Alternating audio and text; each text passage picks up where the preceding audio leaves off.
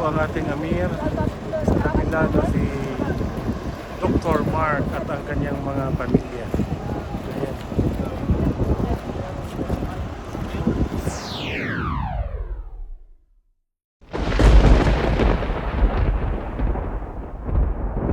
Nandito na po ang ating mga jamaa sa Alcor. At ito po ang ating bunting ustads. Isa rin po siya sa magpipicture. Isa rin po siya sa magpipicture sa atin.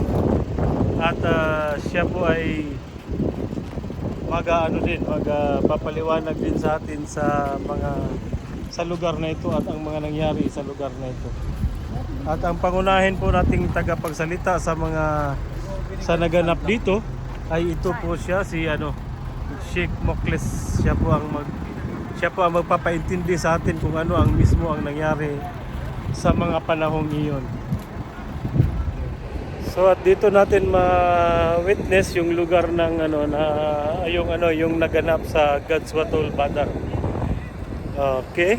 So dito ang propeta Muhammad sallallahu alaihi wasallam, dito siya nagsasala ng dalawang sala ang pinag-combine niya, ang duhur at saka asar. At dito po ang labanan na nangyari, doon ang kalaban at ang mga Muslim po ay dito. So ang mga martir at ang mga musyrik ay doon po nilibing sa parte na yun at pupuntahan natin mamaya po. Okay? Assalamualaikum warahmatullahi wabarakatuh. Ito pong masjid na ito, dito po nagsasala ang propeta Muhammad sallallahu alaihi wasallam. At dito po ay tinatawag na lugar na Badr. At dito ay ang naganap yung Ghazwatul Badr. Yung gera dito. Dito nakapwesto ang propeta natin. Yes po. Yung area Dito siya nagsala ng Dhuhr and Asr, Jam'an, pinagsama niya, kanubay niya, pinaikli niya yung dalawang sala. Okay. Sa areang yan. Ang pinaikli niya yung Asar at saka Duhur. Tapos dito ang naganap ang digmaan. Dito naganap ang digmaan. Dito. Ang mga musyrik ay nandun sa area yun. Nandun sa area na yun. Muslim dito. Muslim dito. So sino nagwagi sa labanan na ito? Doon po mamaya inshallah pupunta natin sa area yun kung saan inilibing ang mga syuhada, mga naging martir. Naging martir na namatay. At ganoon din yung mga musyrik. Doon din sila inilibing. Inshallah makikita natin. Okay, inshallah.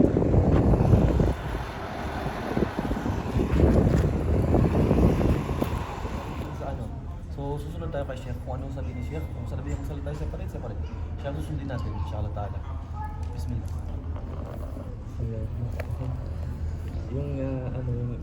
Itong masala hindi ko pa ito na-encounter sa totoong buhay actually. So kung sino nakakaalam sa inyo, siguro pwede natin kunin. Pero yung masala na yung mainam sa atin yung kasal dalawa-dalawa, which is pagpasok natin dito kahit may mga salatul jamaa pwede tayo magkasal. Pero ngayon nagsala tayo ng jamaa doon 4 rakaat. So ang tanong ko dito, hindi ako sa pamilya dito saka hindi ko nabasa actually ng dalawang mata ko kung pwede ikasal ang salatul asar ngayon. Isang question. Pangalawang question, pwede rin sa musafir ang jama tinatawag na jamut takdim. It means isasala natin yung zuhur 4 rakaat, yung asal 4 rakaat, the same ngayon. Pero yung shart niya, kailangan kung nagsala ka ng zuhur, kailangan nandun na ang niyat mo ijajama mo, which is wala sa atin yun, di ba? I think wala sa atin na nagniyat tayo na i-combine natin ang zuhur at saka asar apat in the same time. Ako hindi ako nagniyat kasi naisip ko hindi ata nagniyat ang kasama ko, hindi din mangyayari ang jama. So ang kasab na lang yung nagsala tayo ng 4. Yung tanong ko dito kung pwede ikasar ang asar ngayon o hindi ko alam ang sagot. So based sa experience at saka hindi ko patunay.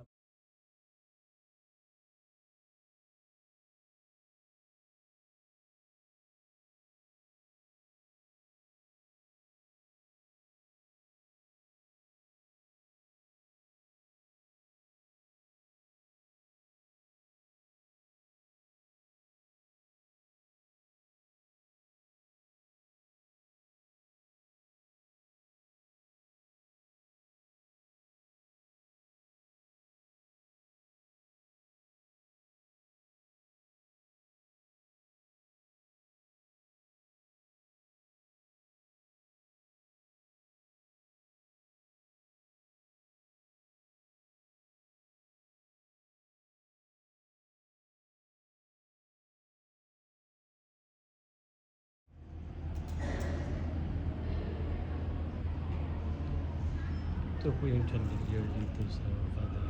Isang masjid sa Badal. Maganda.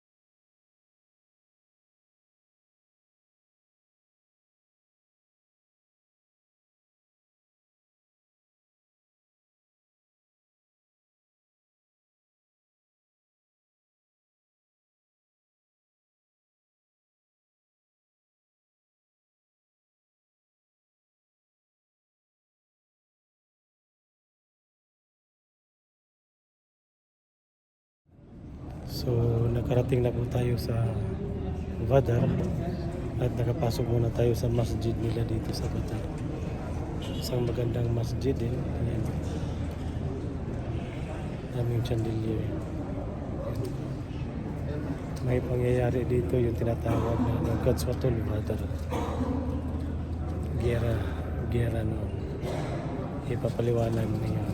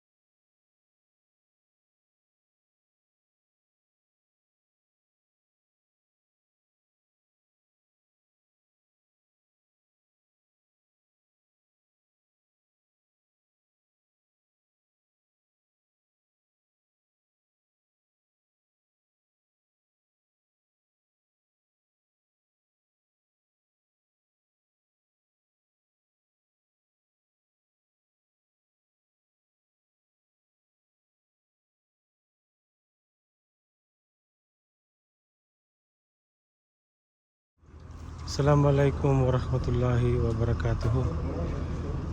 Nakarating na po tayo dito sa Badar at ito na po ang masjid na ating naabutan dito.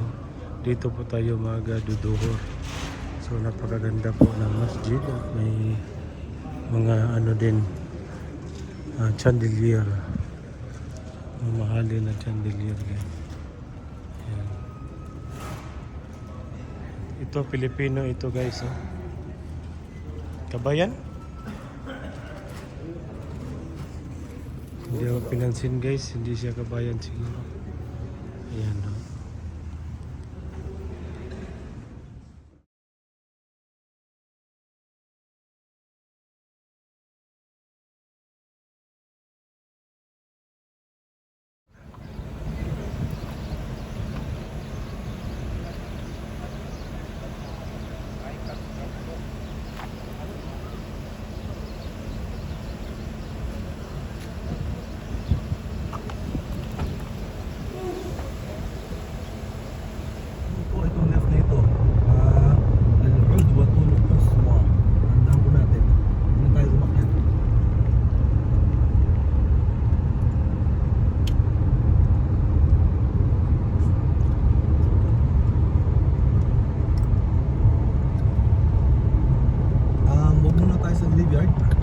Let's go sa masjid po muna sa loob. Baka pumasok na. Sundan nyo lang po kami sa masjid. Hindi, iba to ha.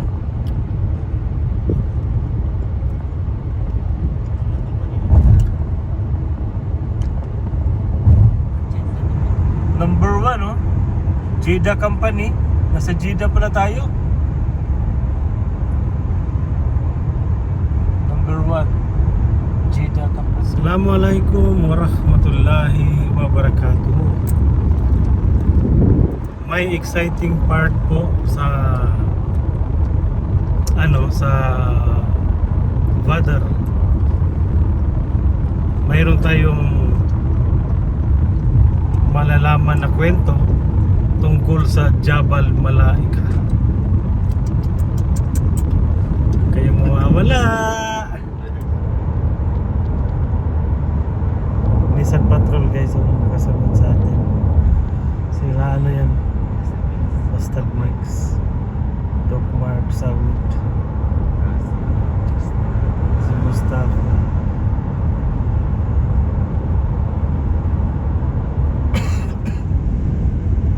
On the way na ho tayo sa Badar. Nasa kakabaan na ho tayo ng highway papuntang Badar.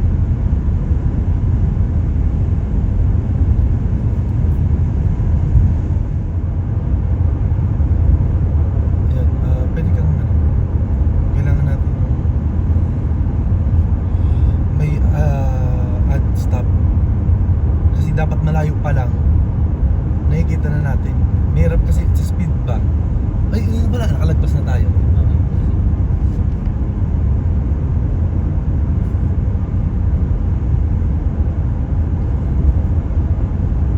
Yun din yung purpose nung na ano mo yung ano nasaan yung mga stop. So may I love Badar.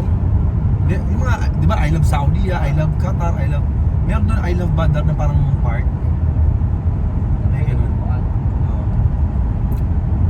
May narinig akong ano bro. Ano lang ako eh.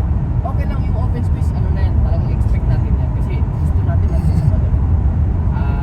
Gusto ko lang nasa at siguro nakaupo tayo. Mhm. At yung mga ikhwan, siguro sa sahig. Sa sahig. Tamam. Para yung ambience, parang ano talaga. Parang nag-aaral tayo. Gusto ko. Ay, mashallah. Yun lang, mabit lang yun. Sa sahig na lang yung brothers. Maglatag tayo ng subject na protection sa area ng upuan. Tapos sa upuan para sa mag-discuss. Okay na yun. Kahit saan ako yun. Alhamdulillah. Barakallahu fik. So, nagets ko na. Lecture type talaga na lahat, all ears on the lecture. Hindi tayo naglalakad habang ano. Alhamdulillah. Amer, may narinig ako sinabi mo ano yun? Jabal Malaika. Apo, Jabal Mala. May lugar din yan? Ang lugar na yun? Bundok. Bundok din? Parang gusto kong marinig yung storya nun ah. Yun. Kaya nandiyan si Ustad Muklis. Inshallah. Ngayon. Okay. Excited naman ako dito sa mga pangyayaring ito guys. Jabal Malaika. Bundok ng mga anghel.